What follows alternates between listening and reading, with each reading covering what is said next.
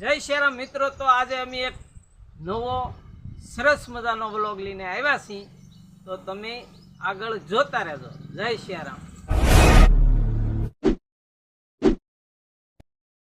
જય શ્રી રામ મિત્રો, મોજમાં છો ને? મોજમાં રહેજો હો ભાઈ, મોજમાં રહ્યો, આનંદમાં રહ્યો, હરખમાં રહ્યો ને અલગ ધણીની ખોજમાં રહ્યો। જય શ્રી રામ।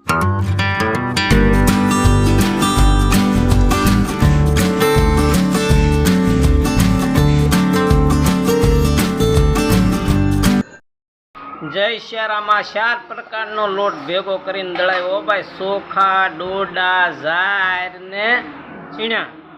આ 4 વસ્તુ દળાવીને સરસ મજાનો આ 4 પ્રકારનો લોટ ભેગો કરીને આજે આપણે મિત્રો આ 4 પ્રકારનો લોટ ભેગો કરીને હવે આપણે આ આથવાનો છે હો ભાઈ। જુઓ તમે, તો તમે આ રેસીપીમાં બિના રહેજો। આપણે આજ કાંઈક નવી જ રેસીપી બનાવવાની છે સરસ મજાની। જય શ્રી રામ મિત્રો, જોઈ શકો છો તો આ 4 પ્રકારનો લોટ આપણે ભેગો કર્યો છે ને આમાં હંધાય મસાલા હંધી નાખી ને સાસ નાખીને અને આ લોટને આથવાનો છે। આથીને પછી સવારે એના જો ભાઈ ખમણ થાય, ઢોકળા થાય, સરમિયા થાય, વડા થાય, ભજીયા થાય, આવું હંધી નોખું નોખું વસ્તુ બને। તો આપણે છે ને આજ નવી જ રેસીપી એવી બનાવવાની છે જોરદાર। જોઈ શકો છો જો આ હંધી વસ્તુ ભેગું થઈ ગયું, હવે મસાલા ને હંધું નાખવાનું છે, નિમક ને રામરસ ને હા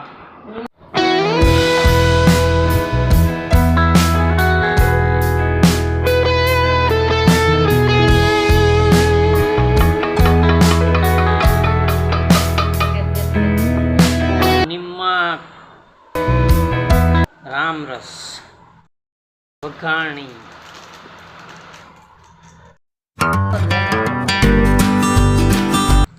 સાસ,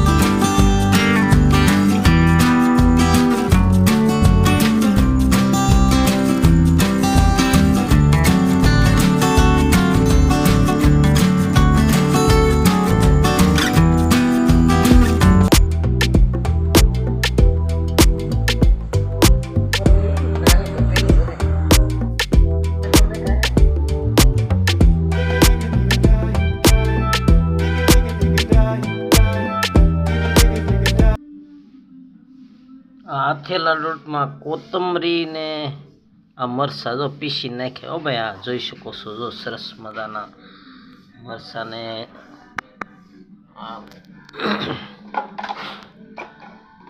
આનાથી મરચાંનું કટિંગ કર્યું ને કોથમરીનું કટિંગ કર્યું, બે કટિંગ કરીને જો આમાં નાખ્યું છે આથાની માઇલ કરી। આપણે હા આથો બનાવ્યો ને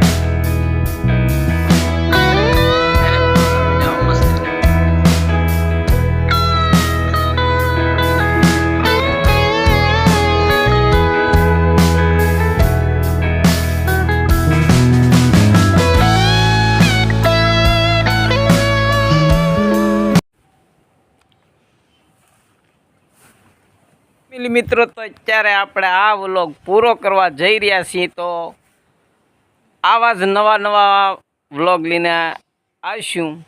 તો તમે જોતા રહેજો, મોજમાં રહેજો, આનંદમાં રહેજો. જય શ્રી